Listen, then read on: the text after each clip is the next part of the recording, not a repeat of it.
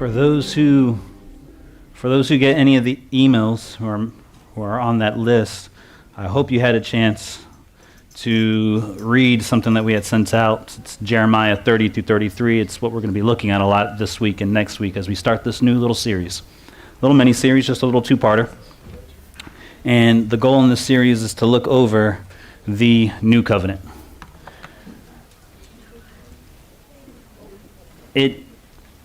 This is something that for me has developed a lot over the years because, well, before I was even fully into Torah and whatnot, I was a believer in Christ, I was a believer in Yeshua, and there were still certain things that didn't click in my journey and what was going on, and I always found it coming back to this idea of, well, what is the new covenant? Because the way I was taught it, it's like, well, certain things are just done away with because the new covenant doesn't worry about that anymore. The new covenant does away with a lot of things that we read about throughout the Bible, components, promises, things that God said he would do or not do, whatever the case may be. But there was always a disconnect, and it didn't always match up. And as I went through that journey, and eventually I started realizing that as it involves Torah, that's something that's still around, it also opened me up to the reality that there's a lot that God talks about in his word that, unfortunately, we don't always focus in on within the greater body of Messiah. And so this series that we're going to be going on is going to be focused in, that's not working. Would you guys mind taking it to the next slide? The second slide is going to be focusing in on the new covenant. But the importance of the new covenant can't be like put in something small. I mean, the new covenant is huge. It's massive. What it is, what it does, it's the most important thing. And if you can take the next one, I apologize, since this isn't working. As it involves that, it's very much also what we are all in, what we hear it. Wherever you came from, whether you came from a Catholic church, a Baptist church, a Presbyterian church, wherever congregation you came from, whether you're visiting here or you've been in this walk for a lot, you heard that we are a new covenant believers. We're a new covenant church. We're a new covenant assembly. Maybe you heard some people say we're a New Testament believers, which I'm not going to be overly anal, but that's a terrible way to say that. But the reality is new covenant. That's what we're in. That's what we all talk about, and that is true. But what is it exactly? Mostly you'll hear, and to be honest, the most important part of it, and we're going to get to that as we go over this next couple weeks, is Yeshua, Jesus, right? That he is the cornerstone that it's all built on, that it's all about him. It's about forgiveness of sins. That's not wrong. And by golly, that's probably the most important part to always remember. But is that all the new covenant is? Does God leave it at only that, or is there other things that he has talked about as involves what the new covenant is? And that right there is where, within the overall church history and within various congregations, is the part that tends to be missed. And it's really important because insofar as we're correct in saying we are a new covenant congregations, assemblies, et cetera, we got to know what it is. We're claiming to be that. If we're in that, then we need to know what it actually is, what the foundations of that is. Because here's the thing, if you don't know it, you're going to make something up. You're going to fill in those gaps with something. And our goal for what we're going to be looking at is very much that. What is the foundation? And the important things about foundation is, well, who here has ever built a structure of any sort, be it a house or a tool shed? All right, I've done a tool shed. I haven't built a house, but some of you guys, yeah, right? Or anything like that. What's the first thing you do? You get that foundation going. You measure it out. You get the strings out. Well, hopefully, if you know what you're doing, you go ahead and get the strings out, right? Some of us, maybe we didn't realize fully what we were doing, and we didn't do that part right. And here's the funny thing. After that foundation, if you messed up, you might not realize it then. You get the next layer. You still might not realize it. But once you start getting towards the end, it's like, wait a minute. Why do I got a hole where that corner is supposed to be getting together? Right? And well, depending on the type of person you might be, you say, you know what, let me get some duct tape, let me get some whatever, I'm going to force it together, I'll just fix it. We'll make it work somehow. Other of us will be the type will say, you know what, I need to break this all the way back down and redo the foundation. For those who have been here when we did that church history study, what we realize is that for better or worse, intentional and unintentional, a lot of what the church did throughout history was figure out how to get some massive duct tape and try to fill in all those spots and fix the corners and whatnot, because certain things, even though they had a lot of stuff right, Other parts, not so much. And so the big goal of this is to then see how we can fix out that foundation and build from there. If you take it to the next one, you might have to hit it twice. Is it working now? Click and hold it. Let's see. Beautiful. Thank you, guys.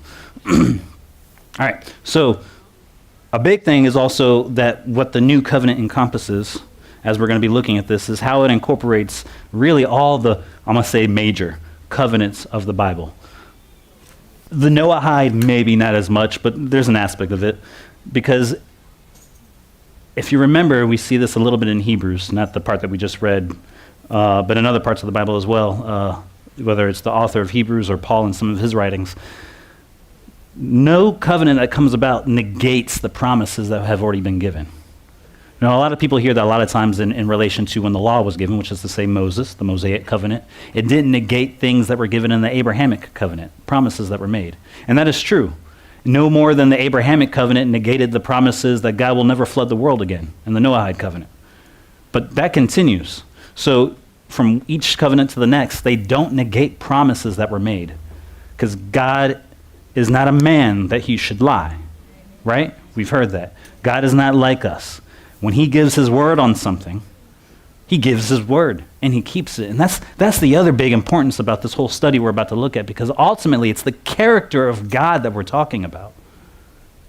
And how dishonoring is it to say that God made certain promises but decided, never mind. When he says, I keep my word, I'm faithful regardless of what you do. Can we de-emphasize what God emphasizes?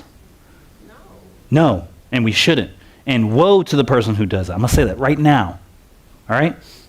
So, looking at this, again, the Noahide covenant, the real basic promise there, the world won't flood, right? Abrahamic covenant. There's a few different promises in the Abrahamic covenant, all right? There's, as it involves the physical descendants of Abraham, the land, right?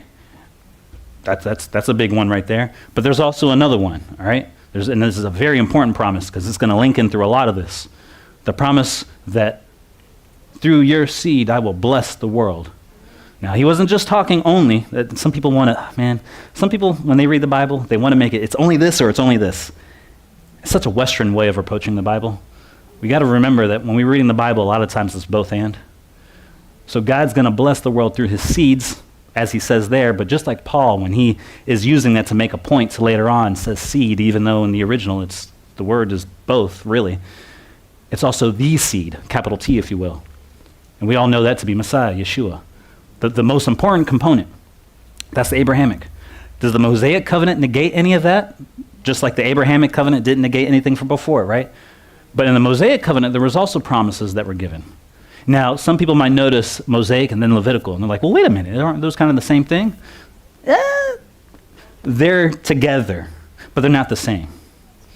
Because the whole point of some of the promises, specifically the Levitical covenant, are specific to somebody. The Levitical covenant was God's covenant to the Levites.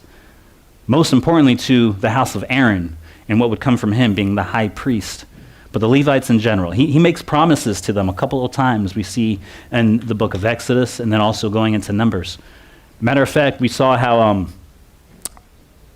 it seems to be it was mainly, whether there were other individuals or not, it doesn't specify, I'm going to assume not, but last week we saw how when Moses, when he came down and he called for those who are loyal to God to come to me, and then he had them go through and kind of purge through some of the camp. It specifies it was the Levites. Later on, I believe it's going to be in Numbers. It might be in Deuteronomy. Pretty sure it was in Numbers. God makes a point of saying, listen, I understand that wasn't easy. You went through and purged some of your own brothers, some of your own children, some of your spouses. But you did that. And I'm going to honor that. And I'm going to make an unbreakable covenant. And he says, you will always be my priest in the general sense. And then specifically to the house of Aaron, you will always have a high priest. He talks about that. And so that's important. Does anything negate said promises? When he says always, that's the thing within the Messianic world, we talk about that a lot. We see, hey, everlasting, everlasting. We focus on that a lot sometimes when we look at Torah commandments in general. We make a point. God said those are everlasting commandments. And true. But unfortunately, even within some Messianic circles, when we get to some of the other everlasting things, we get a little squiggly. In some Messianic circles, it might have to do with promises of the land.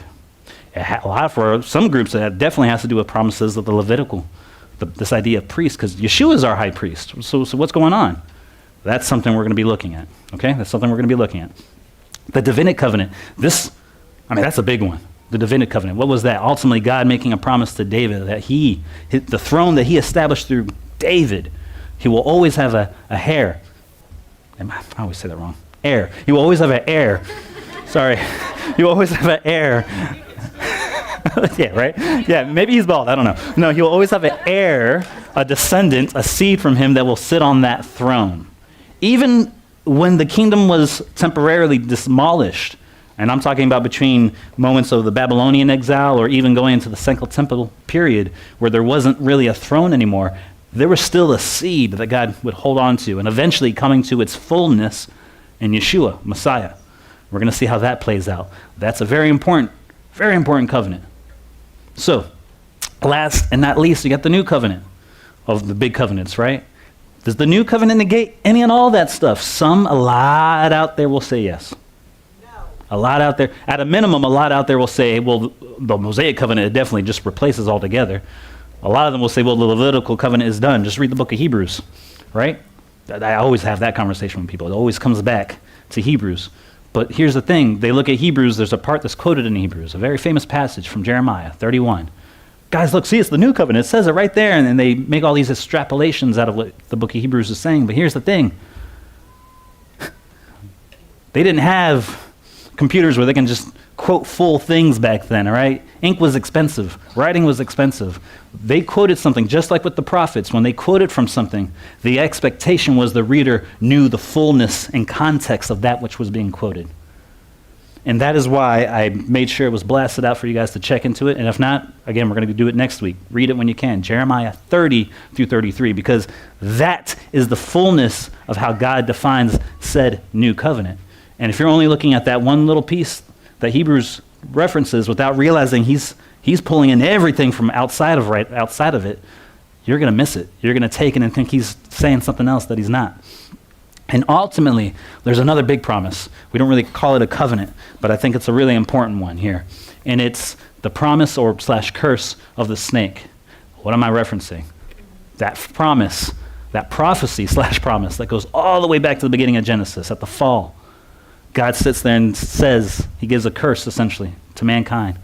It's both a curse, but also just the natural consequence of being separated via sin. And then he gives a little something also to man specifically, to woman specifically. But then he turns his attention to that snake, Hasatan, right? Satan, Lucifer. And what does he say? A seed's going to come from this woman. You know what? You're going to bite the heel. You're going to injure him. But at the end of it, his heel is going to come down on your skull and crush it. Wow. That build-up from the beginning of Genesis, all of these connect. Again, maybe not so much the Noahide, but all these other ones connect to, play a part to, and are part of building that out, because that right there is a massive and important part of the gospel. Because ultimately the gospel is the destruction of evil, right? The gospel isn't just that Yeshua came and died on the cross. What's the effect? What's the point? What does it all do? The gospel is all that stuff. It's all these little components. There's a brother in the faith I like to sometimes listen to, and he's got this thing called the Gospel of the Skull Crusher. Sounds cool, right? His name is Joel Richardson. I'd advise if you ever want to check out his stuff, he's got some good stuff. He's come a long way with a lot of things. But he focuses in on that part because sometimes we focus so much in on, speaking of components and aspects, we focus so much on the child Yeshua, right? The lamb to the slaughter, the quiet, But guess what? When he comes back, it's not a lamb. He comes back as the Lion of Judah. All right? He comes back with the sword. He comes back to put an end to things, not to be peaceful. Right? That's the skull crusher. That's the other component, if you will, of Yeshua. And thinking again of those components and the way we do this stuff, that's how I want us to look as we're going through these scriptures. So ultimately what we're going to be looking at here is what actually makes the new covenant new, right? What differentiates it, what differentiates it from the Mosaic covenant, and why did we need a newer covenant anyway? And ultimately at the end of the series, my main one of my main big goals is that we're able to see exactly how God himself defines it. Not how man, not the duct tape that we done put on the structure to fix the parts that we didn't like how they fit together because we didn't want to go back and look at the foundation. We're going to look at that foundation. We're going to get that right, and then work through some of the ramifications, and eventually, as we go through our time, look at some of the applications, okay? And at the end of the day, this is a lifelong type study, and it can't just stop with where the series will be, all right? This is something that I hope that we will be able to go over and touch on from time to time, all the time, and in your own personal studies, in your own prayer, because there are some things here that will, depending where you come from, will not mesh, but it's what God says. And if it's what God says, then we have to get rid of some stuff. We have to unlearn. So, to start with this, we got a lot of context building I'm going to do today. All right, we're going to get to the first chapter of that Jeremiah 30 through 33, but today it's a lot of context building up to that. And then going into next week, we'll just hit the ground running from there, okay? So, where is the first mention, or I probably should have put allusion, of the new covenant? Because again, when we hear the word new covenant, a lot of people will think Jeremiah, because for all intents and purposes, outside of the apostolic scriptures, it's the only time you see that term and phrase, the new covenant. And yet, the new covenant reality is spoken up throughout all the prophets. There's not a prophet who doesn't essentially talk about it or allude to it. And further, as it involves first mentions, whenever we go through the Torah every year, one I think Pastor always makes a point is, where do we see a first mention of something? And he stops and have us look at it for a moment. Because it's important. That first mention, just like with any foundation, is the beginning of how you start to frame what you're doing. All right, that first mention it's the beginning of getting that corner in, right? Or for some people, maybe if you never built something, maybe you know photography, whatnot, your frame, your picture. There are things you have in that picture. There are things you want in. There's things that aren't involved in that picture at all. And so we got to look at that. And so with that, we're going to go to Deuteronomy, because Deuteronomy has the first allusion. It doesn't say the word new covenant, but has the first allusion to what the new covenant is. A lot of people don't know that. But it's interesting because here's the thing. The Torah, that's what the Torah is meant to be. Everything has a link into the Torah. The Torah is God's way of establishing all the stuff that he's going to end up teaching and showing and building his revelation on throughout the rest of the Bible. The prophets were right because they always referenced the Torah.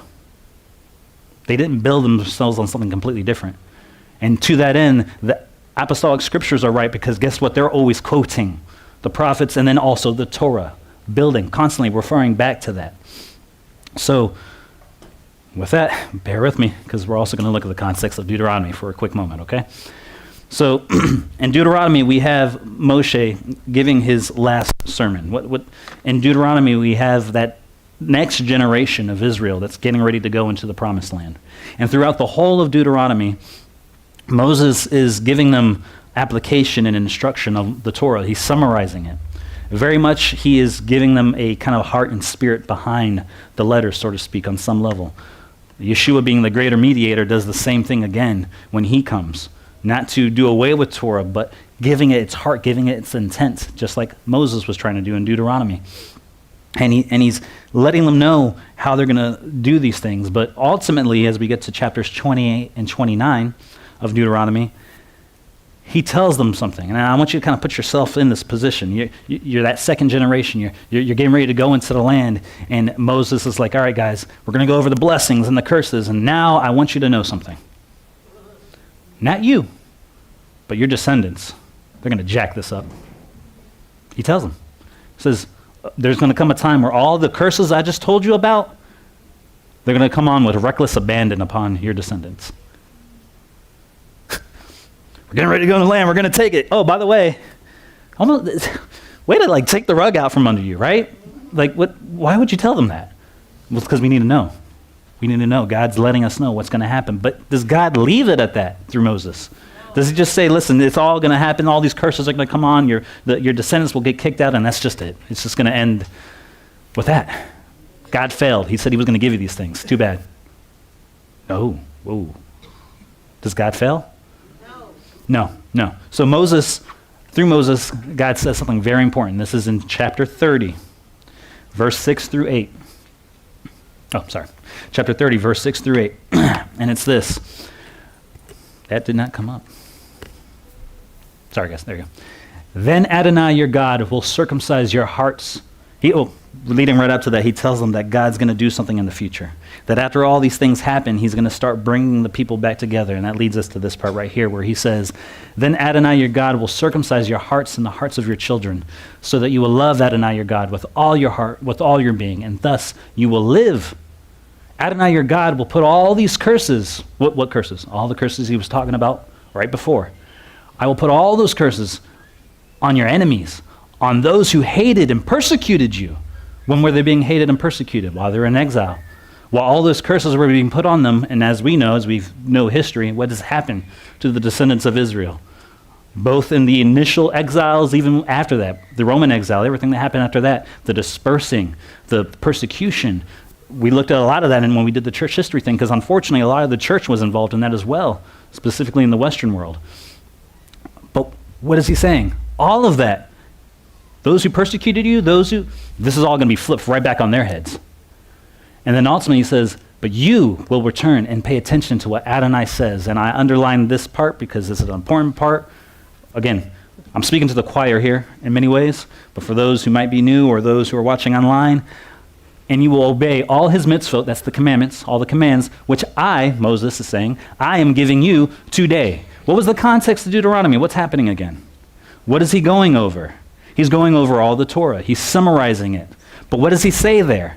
You will obey all the commandments which I am giving you today. Ooh, that's the first part of that foundation that we see some cracks in through a lot of churches. All right? And it's what? Well, that's done away with. But there's something that God's saying he's going to do in the future that's going to cause his people to what? Follow that which supposedly is done away with? It doesn't work. That doesn't work. That's a part we got to break apart and relook at the foundation here because something's not right. Further, some people might say, well, that's specifically to just Israel, or that's specific. What is the circumcision of the heart that we see? This is the second time circumcision of the heart is mentioned in Deuteronomy. First time God's letting them know through Moses, listen, God doesn't just want you to just do stuff. He wants you to rend your heart. He wants you to circumcise your heart. He tells them that.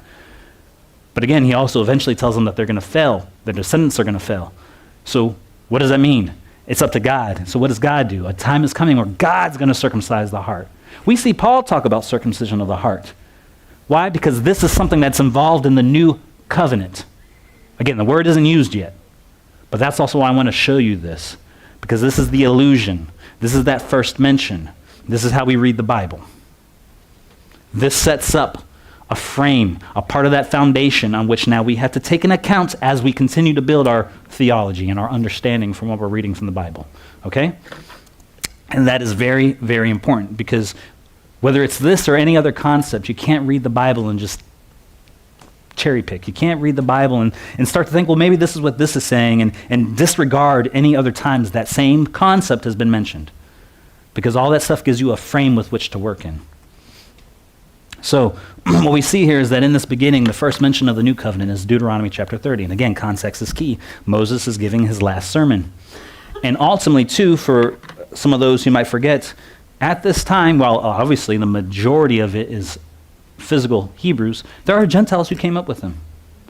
Matter of fact, if you continue reading in Deuteronomy 31, God makes a point through Moses to say, hey, every so many years, make sure that all the foreigners, not just all my physical descendants of Abraham, get all the foreigners who are with you. The foreigners who are with them? The foreigners who are praising the God of Israel.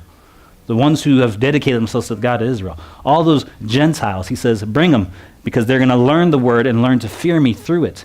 And he says you're going to go over it with them. By the way, for some out there, we're not going to get fully into that right now, but Acts 15, that's what's being channeled when James says Moses is taught in the synagogues every Shabbat. The expectation is that Gentiles, as they come in, they're going to learn. It's going to take time. That's okay. God is grace and merciful. He understands that. But you're going to learn. That has to be a part of it. You can't say it's just done and gone. So with that, we're going to start getting to Jeremiah. All right? And the prophets. And because like I said, the reality is the prophets all speak of this thing that Jeremiah is given the title called the New Covenant. You see it in Isaiah. Oh, you see it a lot in Isaiah. You see it in Jeremiah and Ezekiel, the big three prophets, right? But even the minor prophets, Micah, Hosea, oh my gosh, is it in Hosea? There's so much in all these other prophets. Joel, they all allude to this thing. But you won't know that if the only thing you think the new covenant is just forgiveness of sins in Yeshua. You'll miss all these other components. So here we go. And unfortunately, again, I got to do some more context, okay? Because by the time we get to Jeremiah, a lot has happened from Moses' time. First and foremost, a lot of, not all, but a lot of the curses that Moses talked about are beginning to come into fruition by the time we get to Jeremiah, all right? Who here knows that Israel split into two after Solomon, right? The northern kingdom and the southern kingdom. I don't have time to go into that in fully, but if you don't know, that's something that happened after Solomon. With his son, God allowed the kingdom to be split apart. The northern kingdom was sometimes, throughout the Bible, you'll see it referenced as Israel. And that's important to know when you're reading a prophet, what time that prophet's from. Because sometimes when they're talking about Israel, they're not talking about all of Israel. They're talking about specifically the northern kingdom. Because the southern kingdom was called Judah. This messes up a lot of people when they're looking at prophecy. This messes up a lot of people when they want to look at certain things and emphasize that, see, he's done away with them. Well, chapter and verse and context. Let's look at it. So by the time we get to Jeremiah, though, the kingdom has been split for over 200 years. All right? And more importantly, and this is the really big important piece of context here, not only has the kingdom been split, but the northern kingdom is gone. God set the Assyrians to completely wipe out the northern kingdom. It has gone into exile. As a governmental institution, it does not exist. As a land belonging to a particular anything, it doesn't exist anymore by the time we get to Jeremiah. All right? And the northern kingdom was the bulk of the 10 tribes. It doesn't mean that there weren't some family clans that moved to the south and became part of Judah. That did happen. But in its entirety, in its fullness, the northern kingdom and its people were essentially no more. All right? This sometimes people hear about the lost tribes. That's where that comes from. Okay? So that's the northern kingdom. But like I said, there's also more context here. The southern kingdom, and that's the kingdom of Judah. The kingdom of Judah was mainly built up of two tribes, Benjamin, right, the tribe of Benjamin and Judah. And then there's technically more here, and that's the Levites. If someone were to really count all this, they probably wouldn't get 12. That's a story for another day. But the Levites were there. They were there, why? Because that's where the temple was. The temple was with Judah. It wasn't with the northern kingdom. Now that I said that, I almost forgot to mention, the northern kingdom had went into such apostasy. While Judah would have its ups and downs, it would have some good kings and bad kings, and they would mix things up. The problem with Judah is that in worshiping God, they brought in pagan principles and practices and sometimes holy days, and then said, no, God, we're still worshiping you, we're just doing it via whatever it was. But God didn't want that. He doesn't want worship to him that he said, don't do to me. All right? At one point, through one of the prophets, he says, you guys are sacrificing your children. That never entered my mind. You're sick. There's a problem, right? He doesn't want that. That's not how we worship him. That was the problem with Judah. The northern kingdom, their problem was they didn't even say, hey, we're worshiping God. They just went straight out to the full 100% apostasy, starting with their government and then trickling down to the people. And there wasn't even a pretense that they were trying to worship God. They were full on into paganism.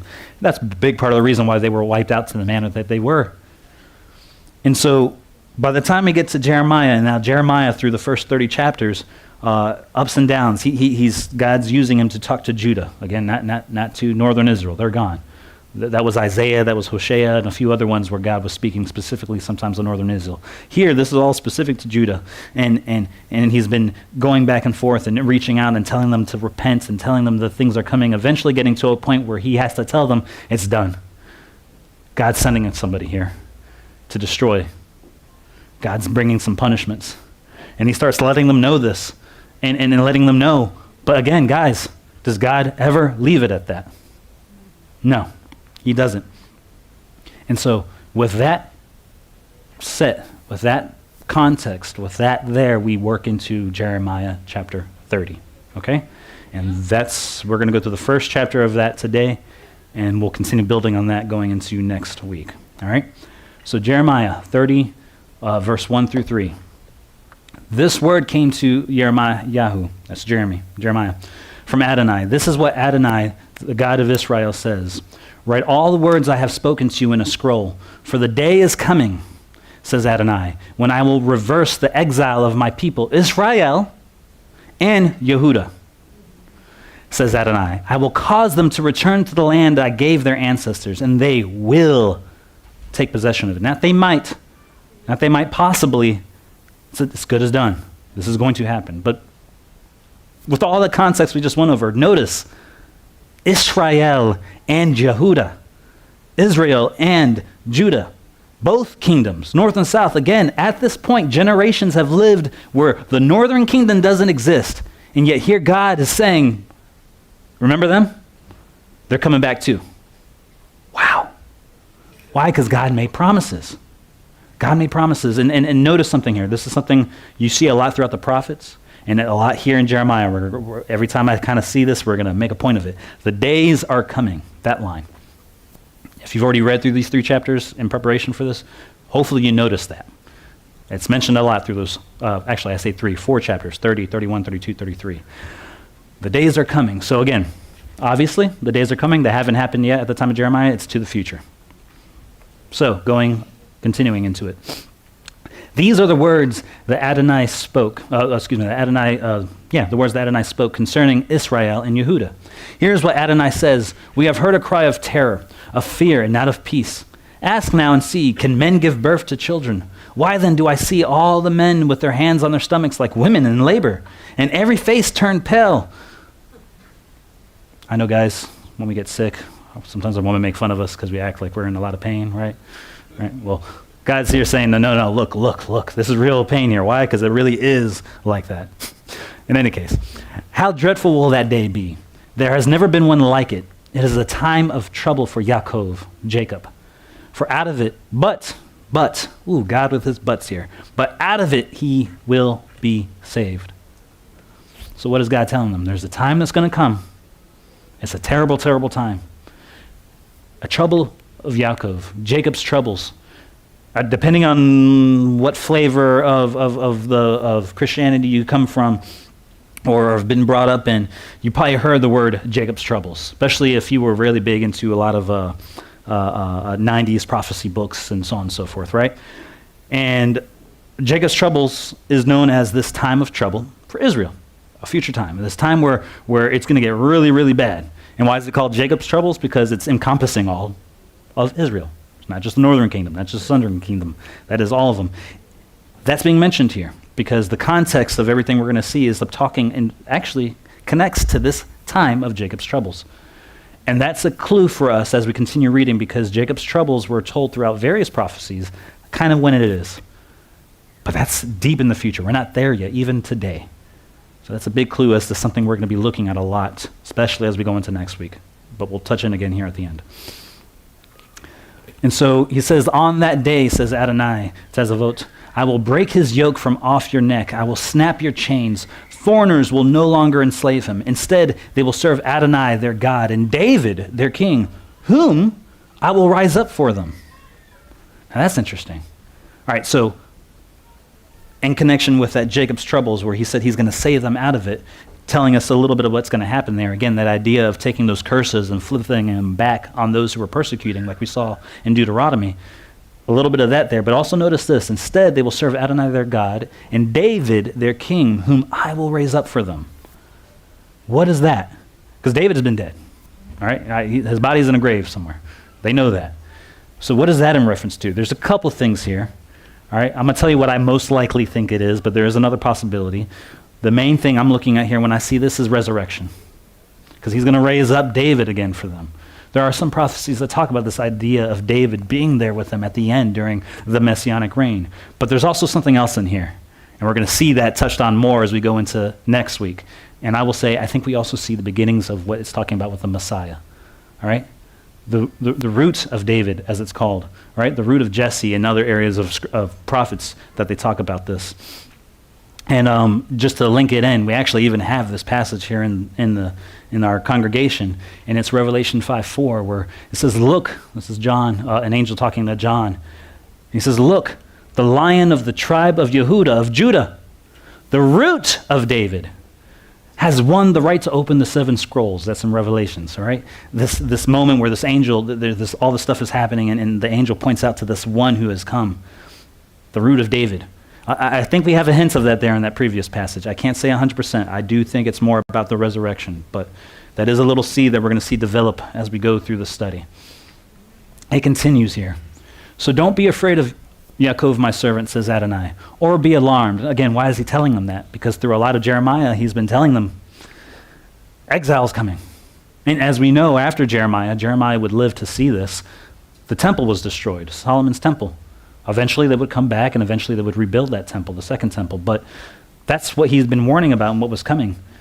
But he's also already insinuated something more than this, by referencing the idea of Jacob's troubles. But he tells them regardless, not to be alarmed, for I will return you from far away, and your offspring from their country of exile. Throughout so much church history, we've allegorized these ideas. It's no longer for Israel. It's the church. These promises have been spiritualized. We allegorize them. Why? Because, again, that foundation that we were building on, we changed some stuff, and as we were building, things didn't fit. So what was the duct tape? It was called allegory. What was the duct tape? It was saying, this is spiritual, and this is really about just the church. But guys, what's the point of this if it's allegory? Your offspring. Things are going to happen to you, but I want you to know that your children. Could you imagine if I was letting you know that, hey, some bad stuff is about to happen to you and some of your children, but I promise the rest of your children, the next generation down or whatever, they're going to be good. And then when it happens, I'm picking from completely different people that aren't related to you. What kind of promise is that? That's a lie. But is that not what so much of the church teaches? Yes, listen, here in America we have not as many that might teach that. There's a much bigger mix. But understand that you have Catholicism, which is over it's over 50% of all Christians. I know some people wouldn't even put them in that. I am. Too bad. So sad. I'm putting it in there. All right? Over 50% of the world population of believers, Christians, Catholic. Then you have the Eastern Orthodox. All right? Right? Those two right there. That's where a lot of that comes from. This idea of allegorizing it. Then you got the Reformed branches, all right, under Protestantism. There you get a little bit of a mixed bag, but majority of that, same thing. They look at this and they say, well, no, that's about just all believers within Yeshua. This is a specific promise he's giving. All right? And we have to see that when we're reading this. We can't look at that and just read over it with some other context that's not here. What is the context? Again, he's telling them that you are going to be suffering A, B, and C. But outside of that, your descendants, I am going to do D, E, and F with. We can't just then change that and make it sound like it's something else.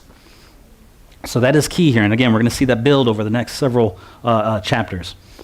And I know that brings some questions, and we'll get there. We'll get there. But he says that Yaakov will again be quiet, at rest, and no one will make him afraid, for I am with you to save you, says Adonai. I will finish off the nations where I have scattered you. Again, that thing from Deuteronomy we saw. However, you I will not finish, but I will discipline, only as you deserve. But I will not completely destroy you. All right? That's huge there. All right, and so it continues going into the next. For here's what Adonai says. Your wound is past healing, your injury most severe. No one thinks your wound can be bandaged. You have no medicines that can heal you. All your friends have forgotten you. They no longer seek you out. I have struck you down as an enemy would punish as a cruel man because of your great wickedness, because of your many sins. And again, reading through Jeremiah in general, there's just a lot of this. It's like, it's coming. This is all going to come. You messed up. It's discipline, just like he said in that previous passage that we just had up there. But check this out. God says, but why cry that your wound is and pain are past healing? I have done these things to you because of your great wickedness, because of your many sins. But all who devour you, they will be devoured. All your enemies will go into exile. Those who plunder you will be plundered, and those who pillage you will be pillaged. For I will restore your health. I will heal your wounds, says Adonai, because they called you an outcast, Zion, and that with no one who cares about her. Why cry that you're past healing? God's saying you're not. Even though I'm going to do all these things to you, even though all this is going to happen, ultimately, yeah, there is no human medicine that's going to fix it. Yeah, there is nothing that you guys can do, but guess who's going to heal you? God. God's saying, I am. I'm going to heal you. What is it we see with Yeshua? Yeah, there was the physical healings, but that was supposed to also symbolize something. He was at the beginning of bringing healing, the great healing. And so it continues here. Thus says Adonai, I will return Yaakov's captives to their tents. I will take pity on his dwellings. Cities will be rebuilt on their own tells, with palaces where they're supposed to. From them will come thanksgiving and the sound of people celebrating. I will increase them. They will not be decreased. I will honor them. They will not be despised. What great promises. What great promises that God's making. Their children will be as they used to be. Their community confirmed in my presence, and I will punish everyone. Noticing that theme, I just want to say this, talking about emphasizing what God emphasizes. When I was preparing this, there was a part of me that's like, man, I kind of want to shy away from that just because everything that's happening and everything that's going on politically. But you know what? Screw that. I'm going to emphasize what God emphasizes. I'm not going to de-emphasize it. And notice what God continues to emphasize in addition to the healing and whatnot. Those who come against, those who are oppressing his people, even though some of them are being used by God to oppress his people. We've talked about this before. I've told to you guys about what happened with the Assyrians. We've talked about what happened with the Babylonians. God uses them, and yet still what happens to those groups? And I've said this before. You don't have to like it. Don't take it up with me.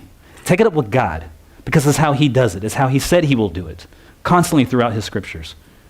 So even when he's using others to bring about these things and punishments, eventually that all comes upon them. Because it's not like they were doing it for God, let's be real. They're evil. God is just allowing them to do what evil does.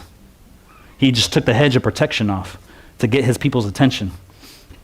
So it says there, their leader, okay, so reference back to Israel, their leader will be one of their own. Their ruler will come from among them. I will cause him to come close and let him approach me, for otherwise who would guarantee his heart enough to approach me, says Adonai. For you will be my people, and I will be your God. What is it that's in the Mosaic covenant? We read it all the time. He tells them, I've taken you out. Why? Because you're going to be my people, and I'm going to be your God. That's covenant language. That's relational language. God's saying, I love you. No matter all the stuff that's going to happen, even though we're going to have a hard time with our relationship, I'm going to have to pull out that belt, that chancleta, we're going to have to go through some things. Guess what? I still love you. Every parent knows that when you had to hit your child, it sucks, doesn't it? But you got to do it. I know we got some people out there who say, no, don't hit your children. No, you got to do it. All right? No, you don't beat them. You don't abuse them. Don't be that person, and don't try to make it one extreme or the other. You have to discipline. But when is discipline ever fun for both the one getting disciplined, or let's be honest, the one doing the disciplining? What parent has taken joy in doing that and watching their kid cry? It hurts. But then you let your kid know, I love you. I'm doing this because I love you. You might not get it now, but a day is coming where you're going to understand. You'll get it, and you'll realize that this is love. Speaking of that part, look as we get to the end of this chapter, something that God says. For look, the storm of Adonai, bursting out in fury, a sweeping storm whirling down upon the heads of the wicked. Adonai's fierce anger will not abate till he accomplishes the purpose in his heart. And the Akeret Yahamim, in most of your English versions, what you'll read there is in the last days, or in the latter days. Some might say in the end days. You will understand. Kids, when you're older, you're going to understand.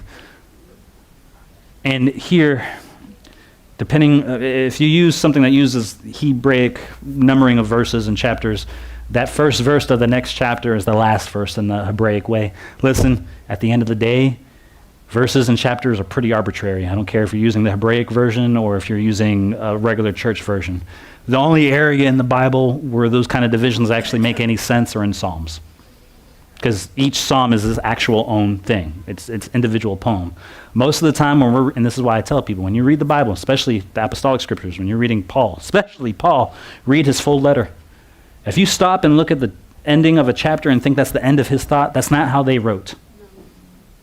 That is not how it's good to help us memorize where stuff is. It's a tool. Understand that that's the purpose of chapters and verses. That was added to it 1,000 years after it was written. Okay? That has nothing to do with everything I'm talking about now, but just as an idea and point about how you read your Bible, remember that. Okay? Because even worse when we got some of our Bibles that not only divide it by chapter, but give it a little subheading. Some of those subheadings are good, but man, some of them really mess up how if you take that subheading, you read it, and then you read what happens, you're reading it within the context of that subheading. And some of them suck. I'm just going to say it. They're terrible subheadings sometimes. In any case, that first verse of 31, the last verse of 30, depending how you want to look at it, when that time comes, what time? Everything that he's been talking about.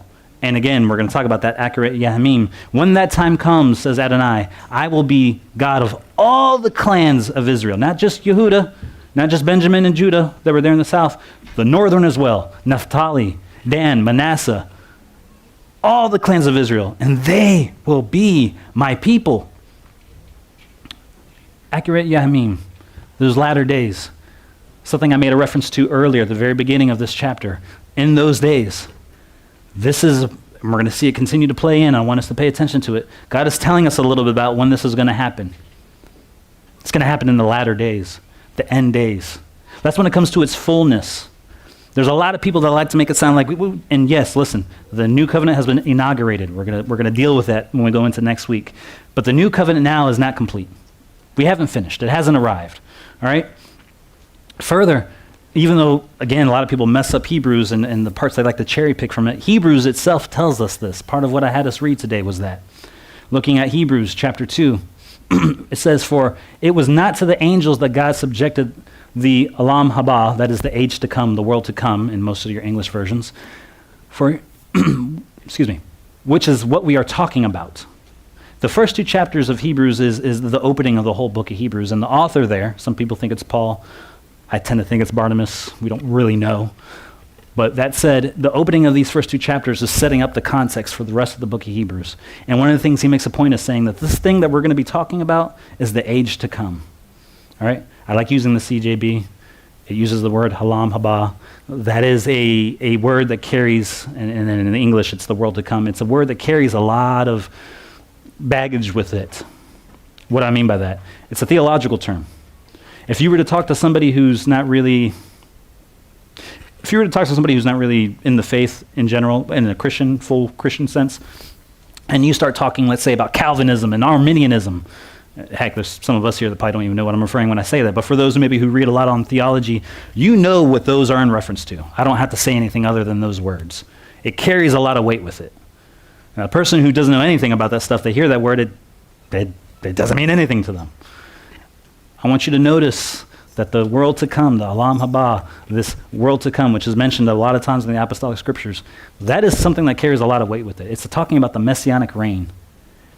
That's what it was within Jewish understanding. The world to come was that time that would come when the Messiah was going to reign, and all the promises and everything that God had said he would do was going to do. So in the book of Hebrews there, he makes a mention that what we're talking about is that further, and I don't know if you noticed, a lot of people will say, no, Yeshua is king now, he's Lord now. You're not wrong. But this is that weird thing that we see within Judaism with a lot of prophecies. Jewish rabbinic, they talk about this a lot. It's here now, but not yet. You have a portion of it, but there's still more to come because it's not fully filled yet. And because in a lot of our church teaching and whatnot, we focus so much on Yeshua, it's not bad. Don't misunderstand what I'm saying here. But we forget that there's more to the new covenant than just that. Yeshua's the door. But if he's the door, what is he opening us up to? We're not supposed to just stay there.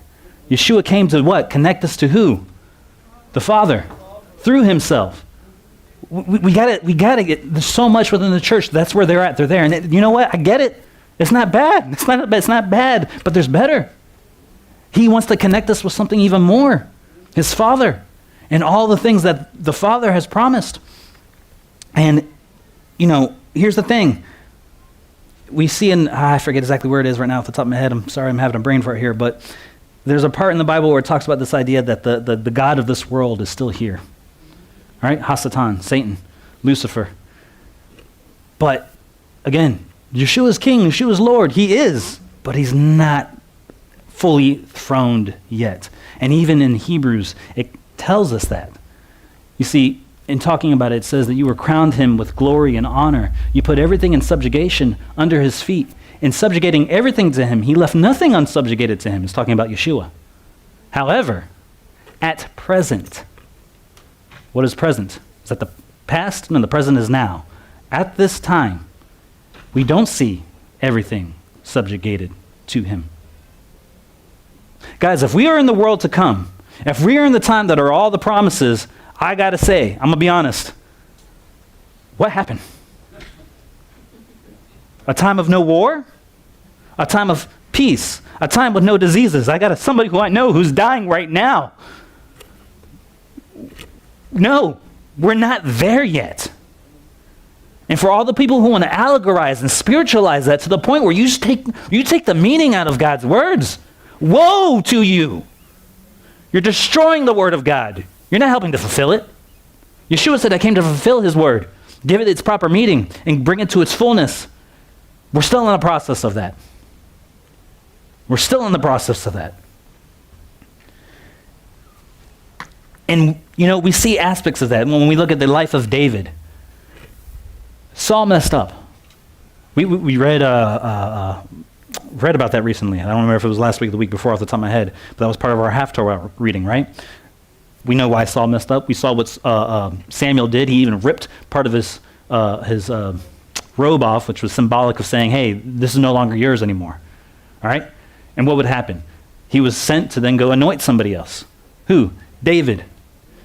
From the point that David was anointed, he was anointed. He was king. But when was he king? Because wait a minute.